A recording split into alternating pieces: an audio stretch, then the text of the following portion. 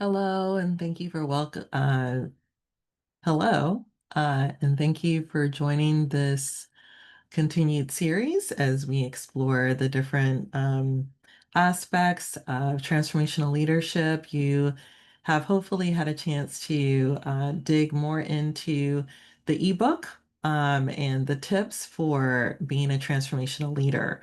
I want to take today's series to talk about listening and the thing that I mentioned and I think is important here is that it's so often that we don't really listen to people in order to understand, to connect, to really hear what they're having to say. And yet, that's what we all really crave. We all crave being really heard, really be believed, to be deeply listened to. And so when you think about your role in your leadership, I really want you to think about how you can shift your focus from fixing to embracing, and really learn to be much more responsive than to be reactive. So when we listen without fixing, some of the things that we have to do is make sure we're getting ourselves centered, making sure that when you show up for your day or even how you engage with people, that you let them calm down a little bit before they share with you what is going on. And then it's also about inviting the question, oftentimes, what would be helpful for you in this moment? It's one of my favorite questions to use. So today in this particular video, I mentioned the magical dyad. And so I just wanted to unpack that a little bit and explain where it came from. For many years, I led dialogue sessions on racism, and I got into that because it was the very first time in my kind of adult life where I had sat in a workshop and we were talking about issues of racism.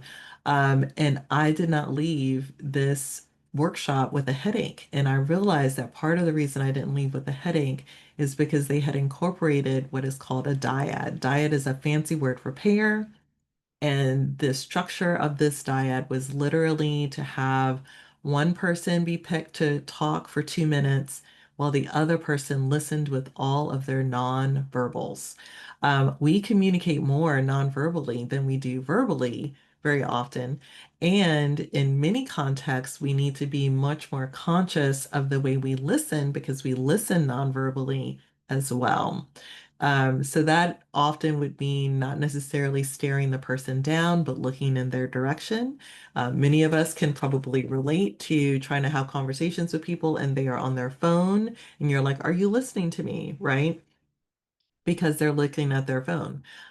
So in our world and in this context, we want to create more opportunities where we are really able to see each other, where we're able to listen, where we're able to give our full attention. So that dyad with that person who's listening is using all of their nonverbal skills to listen for 2 minutes, and then you can swap and have the other person do the same thing. Now, the person who is sharing, the key with this is that they are telling a story. So you're inviting them to practice telling a story, talking about something that is important to them, or whatever the question might be, for just a couple of minutes. For some people, the 2 minutes is going to feel like forever. And for other people, the 2 minutes is going to be like, what? I was just getting started.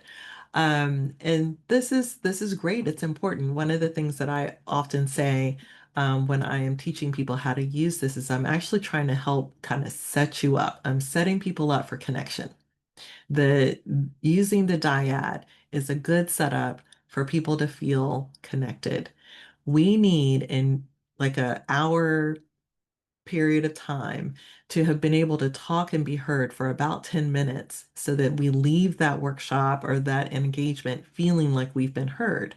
So if you're setting up any kind of process, you have a meeting, you want people to feel like they've been heard, the easy strategy that we try to employ is putting two or three dyad conversations into the mix, especially when you have a large group of people. I can do this activity with 500 people in the room.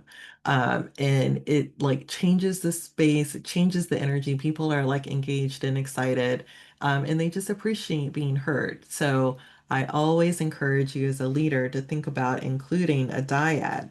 One of my favorite prompts with that dyad, as I noted, is to ask people to share a story about what has led them here. And you can, be really clear that you're not asking if their boss signed them up, if they followed their GPS, if they were just told to be here. But this is an opportunity for them to really reflect and think about and share what is it that has really brought them to that space in that moment, to be present with everyone there. There's usually a story that maybe they haven't even touched on recently that has really led them to that space. The other way that you can use this is that it's a nice way to quickly share a little bit about your story, because often in meetings we tend to make things about us. This is a way to sort of share a little bit about yourself, but really make it about the other person. And that helps in terms of that listening. The other thing that I wanted to share with you, in addition to, really acknowledging how important it is to listen, and as I said, really incorporate what we call that magical dyad, is that from a leadership perspective, one of the things that I come across often is that people don't feel like they're leaders. And so in this work and to, a skill that you can bring to be a leader, is to listen. And so the first thing that I try to convey to any group that I'm working with, any, organization, there are people throughout the organization who have some role of leadership, even if it is not part of their title. And so we want to make sure that we are acknowledging and creating spaces where everybody is practicing this deep listening. The leadership component, as noted in this quote by McKinsey and Company, is recognizing that we need to enable others to be able to accomplish something that we can't do just on our own. So one of the things I think about with this is that if we are not listening deeply, then we are not going to be in a position to all move in the same direction and accomplish what we're actually trying to accomplish. So to continue with this, leadership is something that you do.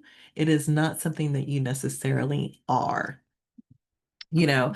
So anybody can be a leader is the point about that. It is a person's actions rather than their words or their job title. And when you are really a leader, and one of the things that I'm saying in terms of being a leader, when you are listening actively, then that begins to inspire trust and commitment. It really supports people in feeling heard and actually having some sense of agency about what they can do to support the mission of your organization or whatever it is you might be doing.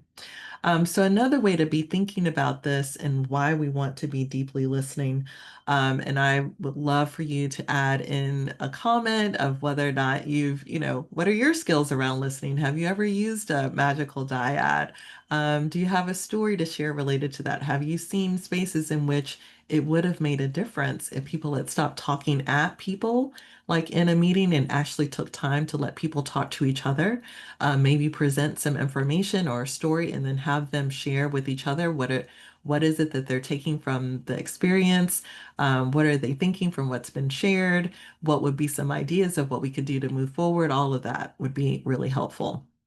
But I like this diagram in particular because in addition to being transformative and thinking about how to listen, there's often a lot of tension, right, between whether or not we need to be in a dialogue or we need to have a debate. And so this is a nice way to think about, what are you working toward? Are you in a place of competition? Is that competition between two people? Then that's a debate. If you're in a space of competition and it's one way, that's called a diatribe. Okay. But if you are working toward cooperation, and I think this is primarily what we need to focus on in being a transformative leader, is that we want to be much more intentional about if it's two-way and you're trying to move toward cooperation, then you need these skills of dialogue. You need to be able to have an exchange of information, and you need to be in a position in which you're building with those relationships. In the other direction, where there's just kind of discourse, which is still important, So you're moving toward a space of cooperation, but it's really about like just one person, then you're in a space in which you're simply delivering information. So I just bring this up because I think too often all of these different words get used as if they're the same, and they're not. And when we're thinking about how to listen and why we need to be in a space of listening, it is very important that we are practicing and developing these deep skills to do that listening, to do that dialogue. And so again, going back to the magical dyad, you ask people to get into pairs. You invite them to share a story or reflection on one particular prompt. You invite the people to share and talk using their nonverbal skills if they're the listener, and then swap. And again, this is an opportunity to really set people up for connection. And that's what we all absolutely need. So, if you are interested in practicing this a little bit more, it's really interesting. People will say to me, why aren't you saying anything? I'm like, I'm listening, right? I'm listening. Um, that too often we are used to people interrupting us, so we sort of blabber out everything that we want to get across, and sometimes we're not actually communicating the things that are important to us in a way that it can be received. So these are all skills that we practice, and they're all skills that help us to be more transformative in our leadership and to actually bring a sense of trust, and then what that also does is it creates an opportunity for more innovation. So thank you for continuing to listen to these videos connected to our ebook. And again, ask you to like and subscribe to my YouTube channel as we all practice letting go so we are not dragged, and that we will continue this series. We have a couple more to go. All right, see you in the next one.